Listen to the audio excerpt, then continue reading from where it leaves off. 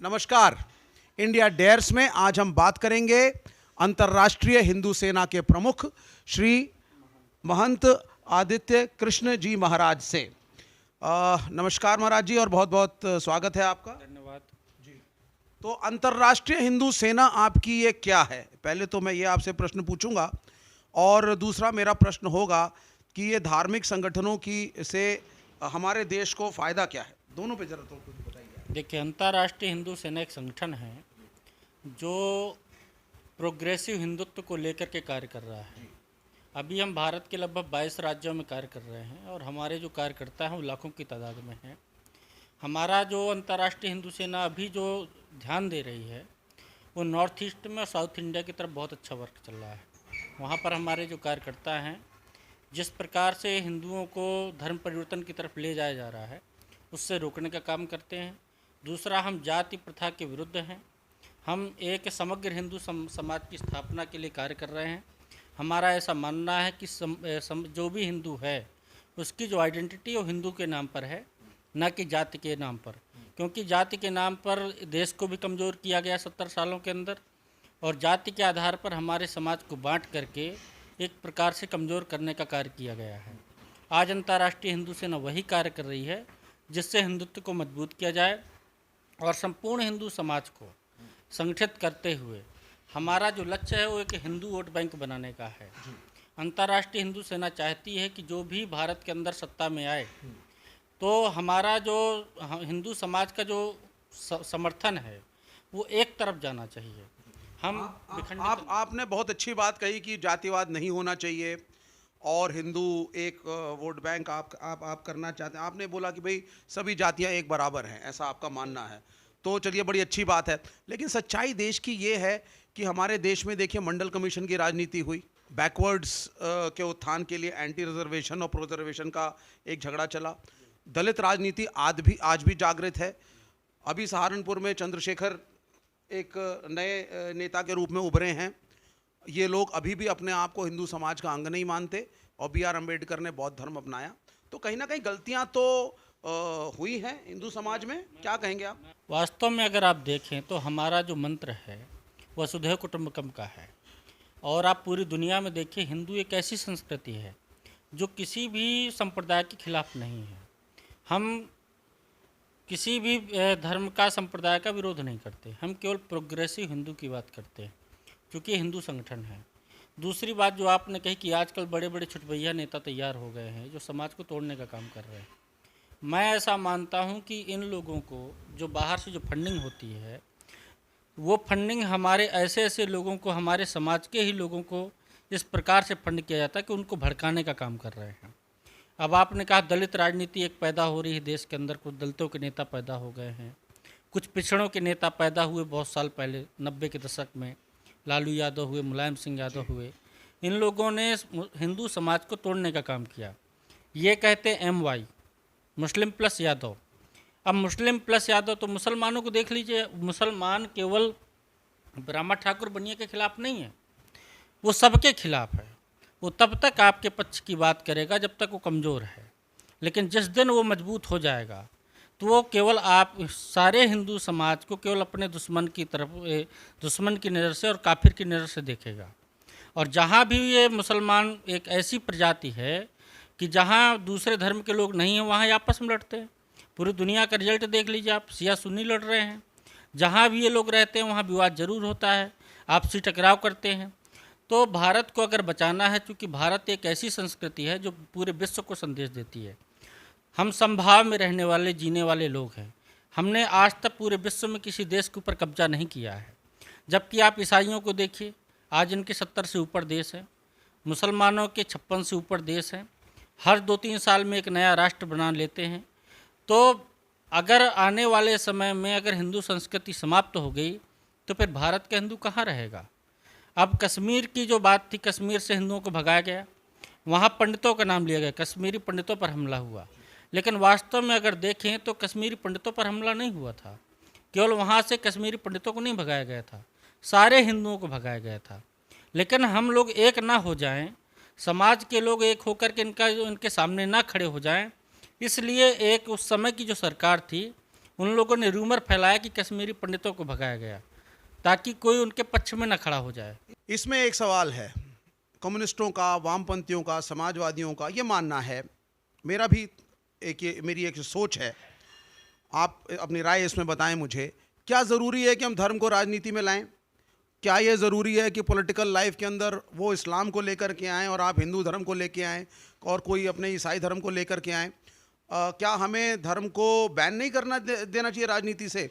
आप भाई आध्यात्मिक उन्नति के लिए धर्म को फॉलो करें, बाकी सब एक बराबर। ऐसा बिल्कुल नहीं है जैसा आप कह रहे हैं। आप शास्त्रों को देखिए, सतयुग में जाइए, त्रेता में जाइए, द्वापर में जाइए। जिस जिस प्रकार से आप जो धर्म को अलग करने की बात कर रहे हैं, ये 1947 में किया गया। धर्मनिरपेक्ष राजनीति। धर्मनिरपेक्ष का मतलब क्या होता है? धर्म से जो अलग हो, निरपेक्ष यानी कि अलग। तो आप फिर किसकी तरफ जाएंगे? अधर्म की तरफ जाएंगे। अगर आपने धर्म का रास्ता छोड़ दिया है तो आप अधर्म के साथ खड़े हो गए, उसमें कोई दो राय नहीं है। और जिस राजनीति में धर्म नहीं होगा वो ना तो राष्ट्र के समानुकूल है, न जनता के समानुकूल है। ये जो लोग कहते हैं कि हम धर्म क्या है, सबसे पहले हमें इसे समझना हो कि धर्म वास्तव में क्या है। धर्म वो है जो सनातन है, धर्म वो है जो सत्य को स्वीकार करता है। धर्म कोई इस्लाम धर्म, ईसाई धर्म ऐसा कुछ नहीं है। धर्म एक ही है। बाकी ये जितने भी हैं वो सब संप्रदाय हैं। हिंदू है वो भी संप्रदाय है, क्रिश्चियनिटी है वो भी संप्रदाय है, आपका इस्लाम है वो भी संप्रदाय है, बौद्धिज्म है वो भी संप्रदाय है। धर्म सनातन धर्म है जो प्रारंभ से, सृष्टि के प्रारंभ से। और धर्म से अलग रावण हुआ तो देखिए लंका का क्या हाल हुआ। धर्म से अलग कंस हुए तो मथुरा का क्या हाल हुआ। तो धर्म के तो अनुसार आपको चलना ही पड़ेगा। और राजनीति चूँकि प्रत्येक व्यक्ति से जुड़ी हुई है, इसलिए इसमें धर्म के विपरीत अगर आप रह करके कार्य करेंगे तो देश के अनुकूल नहीं हो सकती है। लेकिन अब जैसे हम कुछ मुस्लिम देशों को देखें, हम पाकिस्तान को देश देखें, इस्लामिक देश है साहब, और जैसा आपने कहा साहब धर्म और राजनीति वहाँ एक हैं। मौलाना डिसाइड करते हैं देश की पॉलिसी क्या बनेगी। क्या हाल हुआ देश का? कल हमारे इंडिया का भी यही हाल हो जाएगा। देखिए, मूल बात वो नहीं है। मूल जो बात है वो विचारों की है। अब राक्षसों के गुरु शुक्राचार्य थे, देवताओं के गुरु गुरु बृहस्पति थे। तो शुक्राचार्य उनको अलग दिशा दिखाते थे, गुरु बृहस्पति अलग दिशा दिखाते थे। तो हम तो ऐसा मानते हैं कि जितने भी राज्य सरकारें हैं, केंद्र सरकार है, इनको पाँच संतों की कमेटी बनानी चाहिए। और जब संतों का जो है, जिस प्रकार से आज योगी जी उत्तर प्रदेश के मुख्यमंत्री हैं, आप देखिए निष्पक्ष होकर के कार्य कर रहे हैं। उन्होंने किसी को भी पीड़ा नहीं पहुंचाई है। उनका जो काम है वो सिर्फ सत्य के साथ में खड़े होते हैं, चाहे वो हिंदू हो या मुसलमान हो, इससे उनको कोई लेना देना नहीं है।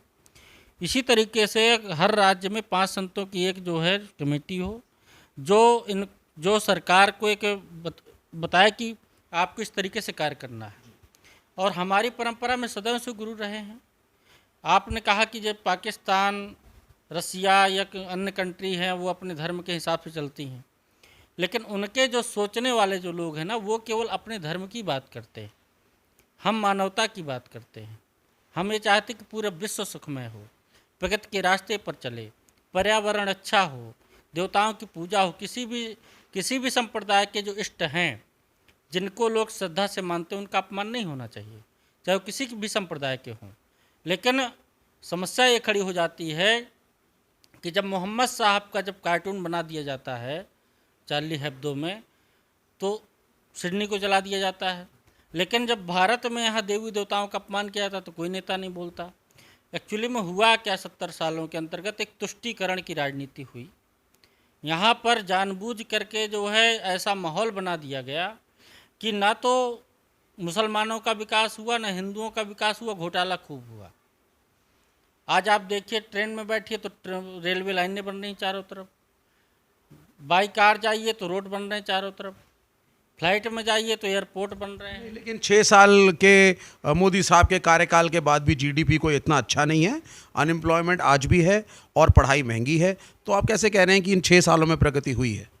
देखिए, जीडीपी समय समय पर गिरती भी है, बढ़ती भी है। तो वही मैं कह रहा हूँ ना, परिस्थितियों पर निर्भर करता है। कभी बाढ़ आ जाती, कभी सूखा हो जाता है, कभी कुछ हो जाता है। वो कोई भी गवर्नमेंट नहीं चाहती है। लेकिन आपने ये बहुत अच्छी बात कही कि हिंदू जो है, हिंदू धर्म जो है वो आप किसी भी संप्रदाय के खिलाफ नहीं है।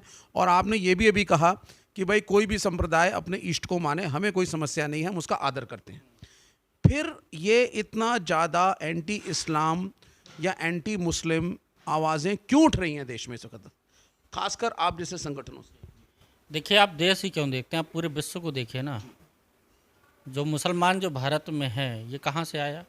इस देश के दो टुकड़े क्यों हुए? इन्होंने, मुसलमानों ने 1947 से मांग की कि भाई हम आपके साथ में नहीं रह सकते, हमारे साथ नहीं रह सकते, इसीलिए तो पाकिस्तान बना। जब पाकिस्तान बन गया तो आप यहाँ कहाँ से आए? आपका जब बंटवारा हो गया, आपके दो बेटे हैं, दोनों बेटों पे बंटवारा हो गया। अब दूसरा बेटा दूसरे के घर में जाके, बड़े भाई के घर में जा कर के अतिक्रमण करने लगे, तो कोई अच्छी बात थोड़ी है। जब आपके पिता ने जब आपको हिस्से दे दिए तो आपको वहीं रहना चाहिए, अपने हिसाब से रहिए। अब भारत में जब पाकिस्तान का बंटवारा जब हुआ तो उस समय मुसलमानों की आबादी कितनी थी? 3%। और आज कितनी है? 19% सरकारी गजट के हिसाब से है। अगर वैसे देखें घुसपैठियों को मिला करके तो मुझे लगता है 25 करोड़ से ऊपर हैं ये लोग। अब ये धीरे धीरे एक्चुअली में क्या है कि जो इस्लामोफोबिया है ये पूरे विश्व में अतिक्रमण करता है। इनका विकास से कोई लेना देना नहीं, इनका शांति से कोई लेना देना नहीं। इनके मजहब का एक ही एजेंडा है कि जिहाद करके पूरी दुनिया को या तो मान जाए सीधे, या अगर सीधे नहीं मानते तो बम और बारूद से जो है इनको मिटा करके अपना झंडा लहराएंगे। और इनके खिलाफ हम तो आज तक लड़े नहीं हैं। केवल भारत में एक ऐसा माहौल पैदा हुआ कि हिंदू आज अपनी बात को कहने लगा। पहले तो हम कहते भी नहीं थे, लेकिन आज हम कहने लगे चूँकि माध्यम इतने सारे आ गए। पूरे विश्व में आप देखिए, जहाँ भी मुसलमानों की आबादी बढ़ी है वहाँ शांति नहीं है। एक कंट्री बताइए जहाँ शांति हो? क्यों नहीं है भाई? वहाँ तो हिंदू नहीं है, वहाँ तो अंतर्राष्ट्रीय हिंदू सेना नहीं है, आरएसएस भी नहीं है, विश्व हिंदू परिषद भी नहीं है। तो वहाँ आप शांति से रह करके दिखाइए। अगर आप इतने ही शांति के दूत बने हुए हैं तो ये फर्जी शांति दूत बन करके भारत की संस्कृति को ख़त्म करना चाहते हैं इन लोगों ने। अब आप देखिए, अगर पाकिस्तान से कोई हिंदू आ जाए तो कौन सा हिंदू उसको अपने घर में रखेगा? मुझे बताइए, कौन रखेगा? कोई नहीं रखेगा। लेकिन अगर बांग्लादेश से मुसलमान आ जाए तो उसको मकान भी मिल जाएगा, उसकी दुकान भी खुल जाएगी, उसकी शादी भी हो जाएगी, उसका विस्तार हो जाएगा यहाँ। तो ये जो भारत में जो हो रहा है उसी को देखते हुए भारतीय जनता पार्टी की जो मोदी सरकार है वो जो सीएए कानून लेकर के आई है, ये इसी अतिक्रमण के विरोध में लेकर के आई है कि हम अपनी भूमि क्यों दें। आप बांग्लादेश में आराम से रहिए, पाकिस्तान में रहिए, अपने देश में रहिए ना, यहाँ क्यों आते हैं? ये हिंदुओं का देश है। पूरे विश्व में जहाँ भी हिंदू को शांति नहीं मिले, सुख से नहीं रह पा रहा, उसको यहाँ पर स्वीकार किया जाना चाहिए। सीएए एक लंबा टॉपिक हो जाएगा, उस पर हम फिर डिबेट करेंगे। लेकिन मुझे आप बताइए, आप हिंदू राष्ट्र के समर्थक हैं, तो आगे जो आप ही ने कहा 25 करोड़ माइनॉरिटी मुसलमान जो इस देश में है, इसका भविष्य क्या होगा आपके हिंदू राष्ट्र में? बहुत अच्छा भविष्य होगा, राम राज्य स्थापित होगा। और मैं ये समझता हूँ कि अगर मुसलमान शांति से जीना चाहता है तो भारत से अच्छा देश उनके लिए कोई नहीं होगा। और आज भी हम उनके खिलाफ कहीं खड़े नहीं होते। वो हमारी माताओं बहनों का बलात्कार करते हैं, हमारे मंदिरों को तोड़ते हैं, लेकिन इसकी क्रिया की प्रतिक्रिया कहीं भी दिखाई नहीं देती। हम लोग बोलते ज़रूर हैं सोशल मीडिया में, लेकिन उग्र होकर कहीं भी हिंदू आज तक सामने नहीं आया है। अभी आप देखिए, सीएए के विरोध में कहाँ हिंदुओं ने धरना प्रदर्शन किया? कौन सा आंदोलन? इतने सारे जो है एक्ट लाए गए कांग्रेस की गवर्नमेंट में, संयुक्त मोर्चा की सरकार में। कब हिंदुओं ने देश को जलाया? ये जरा भाई इनका नुकसान क्या है? क्या घुसपैठियों के लिए क्यों खड़े होते हैं? तो जिस दिन भारत हिंदू राष्ट्र घोषित हो जाएगा, भारत में राम राज्य की स्थापना होगी और सब अपना शांति से जीवन करें, अपने इष्टों की पूजा करें। फ़र्क क्या होगा? अभी भी मुसलमान और हिंदू साथ ही रह रहे हैं, काम कर रहे हैं, बिजनेस भी करते हैं, ट्रेडिंग करते हैं आपस में, नौकरियां एक ही ऑफिस में करते हैं, पास पड़ोस में रहते भी हैं, तो अभी भी ये चल रहा है। तो आपके हिंदू राष्ट्र में और आज की स्थिति में या इवन 20 साल पहले की स्थिति में फ़र्क क्या होने जा रहा है? बिल्कुल फ़र्क होगा। सांस्कृतिक राष्ट्रवाद, आप देखिए 6 सालों में क्या परिवर्तन आया है। 6 सालों में हमारे तीर्थ कहाँ से कहाँ पहुँच गए। लोगों के जो भावनाएं थी वो कितनी प्रखर हो गई हैं। हिंदू आज प्रखर हुआ है। अगर हिंदुत्व प्रखर होगा तो विश्व बचेगा। विश्व को बचाने का एक ही इलाज है कि भारत को हिंदू राष्ट्र के रूप में, मैं तो मूलतः मानता हूँ कि भारत हिंदू राष्ट्र है। इसको मात्र जो संविधान में इंदिरा जी ने जो है संविधान में परिवर्तन करके जो धर्मनिरपेक्ष लिखा उसको केवल हटाने की आवश्यकता है। जैसे कि जो बाबरी मस्जिद की बात करते, वास्तव में मंदिर का ही ढांचा था, बाबर ने वहाँ पर कोई निर्माण नहीं किया था, मात्र उस मंदिर में बाबरी मस्जिद लिखवा दिया था, मंदिर में ही बाबरी मस्जिद लिखवा दिया था। बहुत लोगों को इस बात की जानकारी नहीं है। इसी तरीके से इन लोगों ने क्या किया कि जो हमारे ताजमहल थे या लाल किला थे, जो भी थे, इन लोगों ने केवल वहाँ जा कर के अब लिख दिया है। इसके अतिरिक्त इनका कोई योगदान नहीं है। लेकिन मेरा एक ये भी प्रश्न है जो बहुत से लोग सोचते हैं, कब तक आप 500 साल 1000 साल इतने पुरानी ऐतिहासिक बातों को लेकर के हम बैठे रहेंगे? हमें एक प्रगतिशील देश का निर्माण करना है। आप भी ये चाहते हैं अंदर से, आपकी संस्थान भी चाहती है कि भारत प्रोग्रेस करे, पूरी दुनिया चाहती है। तो कब तक आप 1000 साल पुरान पहले, 500 साल पहले कौन आया, किसने क्या किया, ये कहानियाँ लेके हम बैठेंगे? हम आगे क्यों नहीं बढ़ रहे हैं? देखिए, आप बढ़ेंगे कैसे? आपके दरवाजे के बाहर जो है ढेर लगे हुए हैं कंकड़ पत्थर के, तो उनको हटाएंगे नहीं? तो रास्ता साफ करना पड़ेगा। ये जो संस्कृति के ऊपर जो धब्बे लगा रखे हैं, इनको धोना पोंछना पड़ेगा, तभी जा कर के दीवारें चमचमाएंगी। और 70 सालों में, 70 साल से पहले जिन लोगों ने इस देश पे शासन किया है, चाहे अंग्रेज़ रहे हों या मुग़ल रहे हों, उन्होंने केवल हमारी संस्कृति को नष्ट करने का कार्य किया है। आप देखिए, हमारा जो ज्योतिष है, 70 सालों में ज्योतिष का क्या विकास हुआ है? गड्ढे में फेंक दिया गया था। आज जो नासा संस्कृत को अपनी भाषा बना रही है, उस संस्कृत को कहाँ फेंक दिया? कोई दर्जा है भारत के अंदर? उर्दू भारत की 2वें दर्जे की लैंग्वेज है, संस्कृत किस दर्जे पर है? तो हमारी संस्कृति को नष्ट करने का जो एक प्रकार से समझिए विश्व की संस्कृति है, जो हिंदू सनातन जो धर्म है, आध्यात्मिक धरोहर विश्व की है, पूरा विश्व उसको स्वीकार करता है। हमारे ज्योतिष है, हम पहले बता देते हैं कि कब खगोलीय घटना घटेगी, कब सूर्य ग्रहण होगा, कब चंद्र ग्रहण होगा, कल कितने बजे सूर्योदय होगा, कितने बजे सूर्यास्त होगा। इतना बढ़िया गणित किस धर्म के पास में है? लोग आए हमसे बात करें। तो आपके हिंदू राष्ट्र में एक हिंदू और एक मुसलमान बराबरी का दर्जा रखेगा या नहीं? ये मेरा अंतिम प्रश्न है। देखिए, केवल हिंदू मुसलमान की बात क्यों करें हम तो कहते पूरा विश्व हमारा मित्र है, पूरा विश्व हमारा भाई है, हम एक परिवार के। आप अच्छे रास्ते पर चलिए, हम आपके साथ खड़े हैं। लेकिन आप जिहाद को लेकर के चलेंगे, लब जिहाद करेंगे, कहीं ज़मीन जिहाद करेंगे, राष्ट्र जिहाद करेंगे, तो आपके साथ कौन खड़ा होगा? आपको अपन देखिए, बिगड़ा हुआ जो लड़का होता है, उसको अगर परिवार के मुख्य धारा में आना है तो उसको गलत जो संगत है उसको छोड़ना पड़ेगा। इनकी जो संगति और जो विचार हैं वो इतने गलत हो चुके हैं कि ये हमारा विरोध करते करते देश का विरोध करने लगते हैं। अब जिस देश में आप क्या मोदी का विरोध देश का विरोध है? मैं मोदी की बहुत सी बातों से सहमत नहीं हूँ, विरोध करता हूँ, तो क्या मैं देश का विरोधी हुआ? देखिए, मोदी का विरोध मैंने ये नहीं कहा कि आप मेरा ही विरोध कर सकते हैं। हर व्यक्ति को अपनी बात कहने का अधिकार है, चाहे वो कोई भी हो, क्योंकि भारत एक स्वतंत्र राष्ट्र है और इस राष्ट्र के अंदर हर व्यक्ति को अपनी अभिव्यक्ति की आज़ादी है। लेकिन अभिव्यक्ति का मतलब ये नहीं कि आप डंडा लेकर के चलाएंगे चारों तरफ। अगर आप स्वतंत्र हैं तो आप सीधे रास्ते पर जाएंगे। उसका ये कतई मतलब नहीं कि आप छड़ी लेकर के चारों तरफ घुमाते जाएंगे कि नहीं मैं स्वतंत्र हूँ।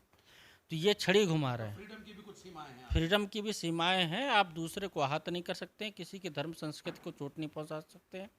आप मोदी का विरोध करिए, लेकिन मोदी का विरोध करने का मतलब ये नहीं कि आप देश का विरोध करने लगें। तो ये थे हिंदू सेना के प्रमुख महंत श्री आदित्य कृष्ण गिरी जी महाराज मेरे साथ। इन्होंने हिंदुत्व पे बात करी, हिंदू राष्ट्र पे बात करी, मुसलमानों पे बात करी और कई मसलों पे बोले। बहुत बहुत शुक्रिया महाराज जी, और फिर जरूर बात करेंगे आपसे। अवश्य।